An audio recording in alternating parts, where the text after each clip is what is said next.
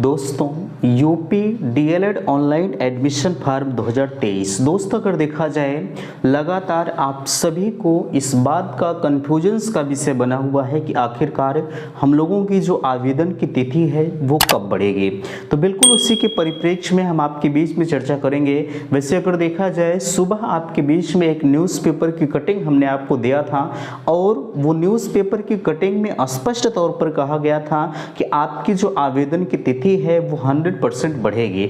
आप हमसे डिमांड करते हैं कि भैया आप और भी वीडियो हम लोगों को प्रोवाइड करिए। देखिए मैं आप सभी से कहना चाहूँगा मैं आपको दिन भर में 5-6 वीडियो नहीं दे पाऊँगा।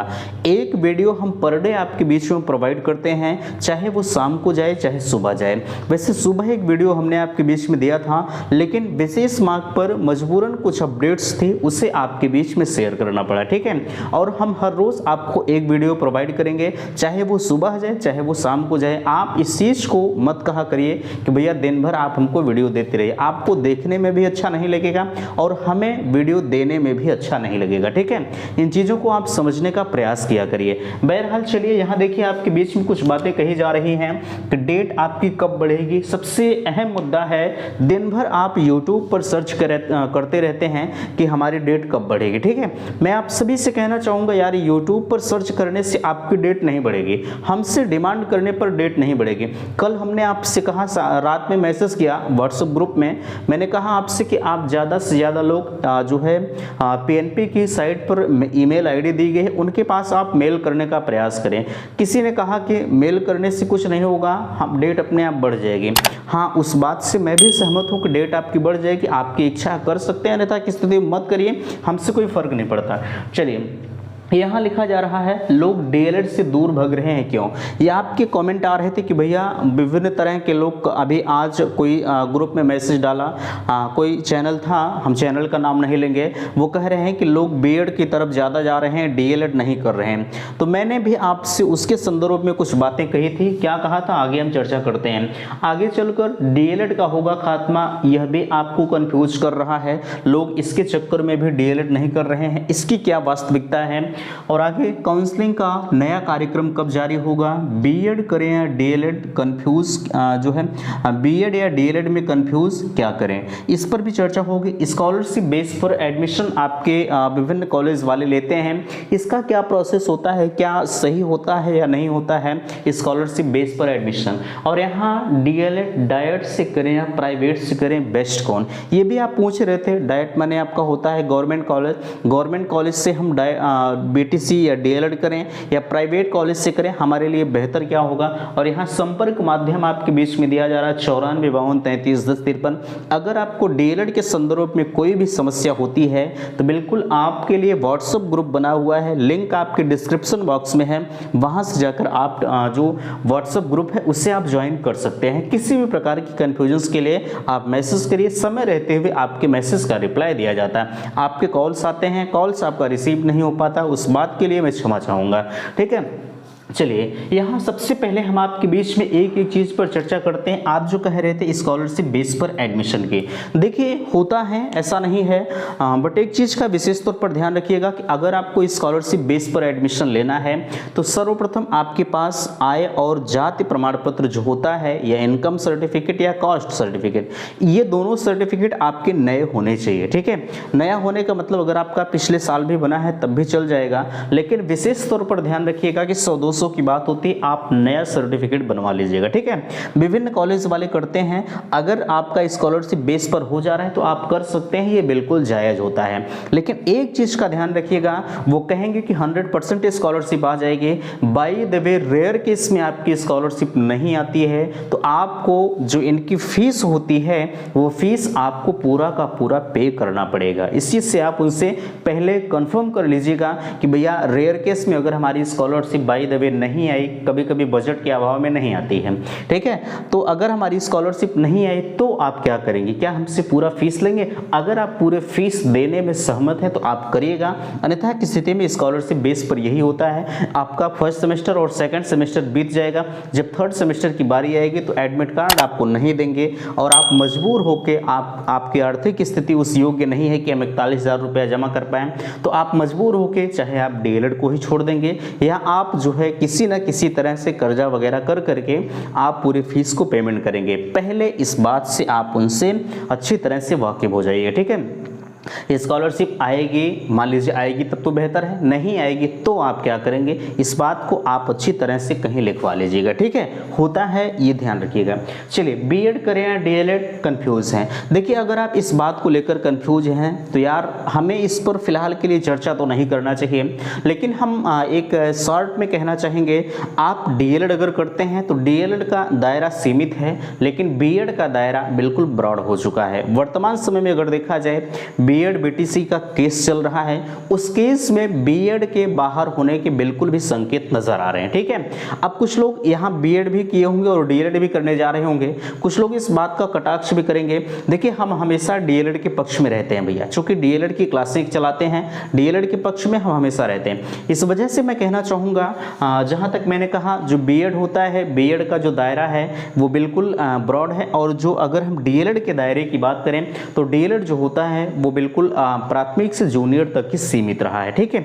इस चीज़ को आप ध्यान रखिएगा। और बीएड वाले जो होते हैं वो टीजीटी और पीजीटी के लिए भी वहां तक एलिजिबल होते हैं, ठीक है। इस चीज़ को आप समझने का प्रयास करिएगा। बाकी अगर आपने मन बना ही लिया है कि हम डीएलएड करेंगे तो बिल्कुल आप सही रास्ते पर आए हैं। अगर आपको लगता है कि हम प्राथमिक के टीचर ही बनेंगे या जूनियर के टीचर ही बनेंगे, तो मैं आपसे कहना चाहूँगा बिल्कुल आप इस बात को नोट कर लीजिएगा, बांध लीजिएगा कि डीएलएड से बेस्ट कोर्स आपके लिए कोई नहीं होगा, ठीक है। इस चीज को ध्यान रखिएगा। हाँ, ये हो सकता है कि सुप्रीम कोर्ट में मामला चल रहा है, बीएड बाहर भी हो सकता है। वैसे जो चांसेस नजर आ रहे हैं बीएड बाहर होने के, तो फिलहाल के लिए अगर आप डीएलएड करने के मूड में हैं तो बिल्कुल आप बेहतर करेंगे, ठीक है। इस चीज़ को आप ध्यान रखिएगा। चलिए यहाँ काउंसलिंग का नया कार्यक्रम कब जारी होगा? देखिए काउंसलिंग के नया कार्यक्रम जारी होने के जो संकेत नज़र आ रहे हैं, इस चीज़ को आप अच्छी तरह से ध्यान रखिएगा कि जो काउंसलिंग का नया कार्यक्रम जारी होने की बातें आप कर रहे हैं, पहले आपकी डेट बढ़ेगी, उसके बाद उसी के साथ जब आपकी डेट बढ़ेगी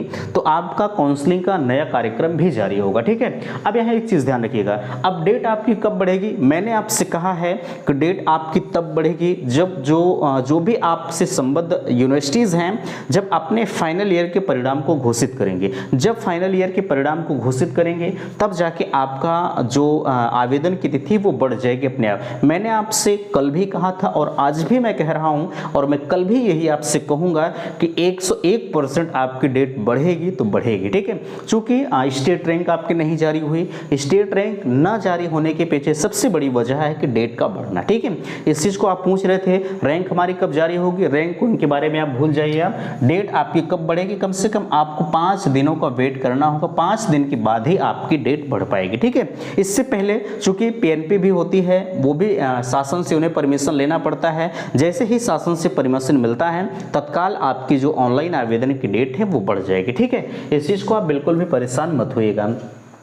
यहाँ कहा जा रहा है आगे चलकर डीएलएड होगा खत्म, ये 101% गलत है, ठीक है। अब जरा सा विचार करें यार, जो कह रहे हैं कि हमारा जो डीएलएड का जो अस्तित्व है वो खत्म हो जाएगा, जरा सा विचार करें। आप 2023 में डीएलएड कर रहे हैं, 2 साल बाद चलकर अगर डीएलएड खत्म हो जाएगा तो क्या मतलब निकलेगा? कोर्स बंद हो सकता है, इस बात से हम सहमत हैं, ठीक है। कोर्स बंद हो जाएगा, कोर्स का नाम बदल दिया जाएगा, लेकिन कोर्स का अस्तित्व कभी समाप्त नहीं होता, ठीक है। जैसे हुआ क्या था कि 2017 से पहले इसका नाम बीटीसी था, 2017 में जब एडमिशन हुआ तो इसका नाम बदलकर जो है डीएलएड कर दिया गया। सेम पैटर्न, सेम बुकें, सब कुछ वही थे, सिर्फ नाम, जैसे हमारा आपका नाम होता है, किसी का नाम रिंकी होता है तो किसी का नाम पिंकी होता है, नाम में परिवर्तन हो सकता है, ठीक है। बट ध्यान रखिएगा कोर्स का अस्तित्व कभी समाप्त नहीं होता। जो लोग इस तरह की बातें कर रहे हैं वो पूरी तरह से निराधार हैं, सिर्फ और सिर्फ आपको बरगलाने का प्रयास कर रहे हैं, ठीक है। इस चीज को अच्छी तरह से आप नोट कर लीजिएगा। लोग डीएलएड से दूर भाग रहे हैं, कोई नहीं दूर भाग रहा है, बस समस्या ये है कि अभी जो बीएड बनाम बीटीसी का केस चल रहा है, लोगों को लग रहा है कि बीएड हर जगह एलिजिबल है। आने वाले समय में मैं दावा करता हूं कि बीएड जो है वो प्राथमिक से बाहर होकर रहेगा, ठीक है। इस चीज को ध्यान रखिएगा। अब जो लोग होंगे जिनका एक प्रबल इच्छाएं होंगी कि हम प्राथमिक के ही शिक्षक बनेंगे, अब बाय द वे अगर बीएड बाहर हो गया तो वो फंस जाएंगे, उन्हें बीएड भी करना पड़ जाएगा और बीटीसी भी करना पड़ जाएगा। इस वजह से आप अपने सेंस या समझदारी से इस चीज को नोट कर लीजिए कि हमें क्या करना है। अभी हालांकि बीएड का प्रोग्राम, आगे के लिए आप काउंसलिंग प्रक्रिया चलेगी। आपको 1 साल का वेट करना होगा अगर आप बीएड करने के इच्छुक हैं। अन्यथा की स्थिति में अगर आपको लग रहा है कि हम डीएलएड करने के लिए हमारे लिए बेहतर है तो आप डीएलएड कर सकते हैं। अब यहाँ सबसे अहम मुद्दा हमारा आता है कि जो है डीएलएड हम डाइट से करें या जो है प्राइवेट से करें। विशेष तौर पर ध्यान रखिएगा कि जो डीएलएड की फीस आपकी होती है, गवर्नमेंट की हम बात करें तो जो इनकी फीस होती है ये 10,200 रुपये होती है और प्राइवेट की फीस जो होती है वो 41,000 रुपये होती है। ठीक है, जैसे हम मान लेते हैं कि आपको प्रयागराज डाइट से जो है डीएलएड करना है और आपका घर जो है आजमगढ़ में पड़ रहा है, तो जरा सा विचार करें कि आप इलाहाबाद आएंगे, यहाँ रूम लेंगे, रूम लेने के बाद आपको और भी अपने खर्चे पड़ जाएंगे। तो आप जरा सा विचार करें, अगर आप अपने आसपास अपने इर्द गिर्द में कोई प्राइवेट कॉलेज से ही कर ले रहे हैं तो 2 साल का खर्चा आप इलाहाबाद का जोड़ लीजिए और 2 साल का खर्चा आप अपने घर से जब डीएलएड कर रहे हैं तो जोड़ लीजिए। ऐसे में आपको बेहतर क्या लग रहा है आप खुद समझदार हैं, समझ सकते हैं।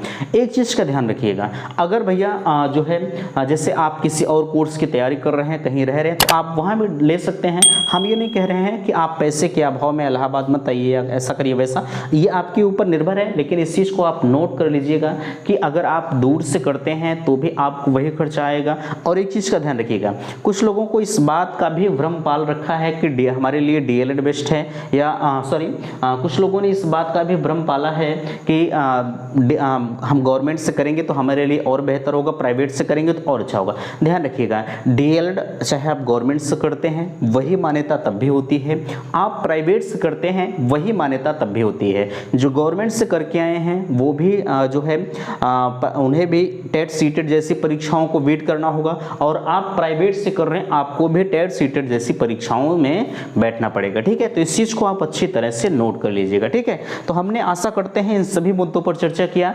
एक सुबह अपडेट हमने आपके बीच में प्रोवाइड किया था, हालांकि जो है पूरी तरह से स्क्रीनशॉट के माध्यम से दिखाया था। इस समय भी आप देख पा रहे हैं, आपको इस अपडेट के अकॉर्डिंग साफ तौर पर कहा जा रहा था कि आपके बीच में डेट बढ़ेगी। पीएनपी सचिव महोदय हैं, उनके द्वारा कहा जा रहा है डीएलएड में प्रवेश के लिए बढ़ेगी आवेदन की तिथि। डिप्लोमा इन एलिमेंट्री एजुकेशन प्रशिक्षण संस्थानों में प्रवेश के लिए सीटों के सापेक्ष आवेदन कम आने से संस्थाओं के पाठ्यक्रम को लेकर असहज स्थिति बन गई है। 2,974 प्रशिक्षण संस्थानों के 2,33,350 सीटों के सापेक्ष 60,000 आवेदन ही आए हैं।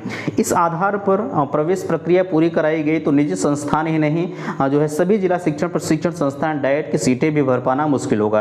कम आवेदन को देखते हुए परीक्षा नियामक प्राधिकारी पीएनपी सचिव ने आवेदन की तिथि बढ़ाए जाने का प्रस्ताव शासन को भेजा है। अनिल भूषण चतुर्वेदी ने बेसिक शिक्षा विभाग, यहाँ आपने देखा, अब पूरी अपडेट को हम नहीं पढ़ेंगे, आप खुद पढ़ सकते हैं और देख सकते हैं। ठीक है, वीडियो को रोककर आप पढ़ लीजिएगा। अब जरा सा ध्यान दें, यहाँ पर माननीय अनिल भूषण चतुर्वेदी जी हैं, पीएनपी के सचिव हैं, वो साफ तौर पर कह रहे हैं कि जो है शासन जैसे ही मंजूरी मिलती है तत्काल आपकी जो डेट है उसमें संशोधन किया जाएगा। स्टेट रैंक के बारे में आप पूछ रहे थे, तो स्टेट रैंक के लिए अब जो काउंसलिंग का नया शेड्यूल जारी होगा उसमें ये फाइनल हो पाएगा कि आपकी स्टेट रैंक कब जारी की जाएगी।